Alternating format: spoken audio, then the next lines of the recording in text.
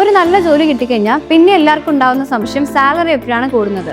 അപ്പോൾ proper salary ഇൻക്രിമെന്റിന് വേണ്ടി നിങ്ങൾ ഫോളോ ചെയ്യേണ്ട 3 ടിപ്സ്. ഫസ്റ്റ്, നമ്മൾ സാലറി ഇൻക്രിമെന്റ് ചോദിക്കുന്ന സമയം, അതായത് ജോയിൻ ചെയ്ത് കഴിഞ്ഞ ശേഷം 6 മാസം മുതൽ 1 വർഷം വരെ സാലറി ഇൻക്രിമെന്റിനെ കുറിച്ച് സംസാരിക്കാതിരിക്കുക.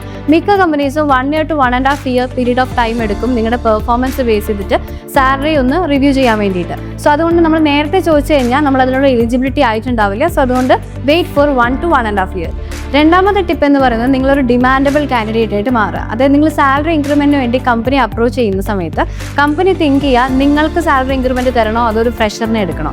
അതായത് ചുരുക്കി പറഞ്ഞാൽ നിങ്ങൾ ജോയിൻ ചെയ്യുമ്പോൾ ചെയ്ത ജോലിയെക്കാട്ടിലും കൂടുതൽ ജോലി ചെയ്യാൻ അറിയുന്ന ഒരാളായി നിങ്ങൾ മാറിയിരിക്കണം. ഈ ഒരു ടൈം പീരീഡിൽ നിങ്ങൾ അപ്സ്കിൽ ചെയ്യണം. അതായത് കുറച്ചുകൂടി കൂടുതൽ സ്കില്ല് ആഡ് ചെയ്തിട്ട് നിങ്ങളെ റീപ്ലേസ് ചെയ്യാൻ പറ്റാത്ത പാകത്തിന് നിങ്ങൾ ചേഞ്ച് ആവണം. അപ്പോഴാണ് ഒരു കമ്പനി നിങ്ങൾക്ക് സാലറി ഇൻക്രിമെന്റ് തരിക.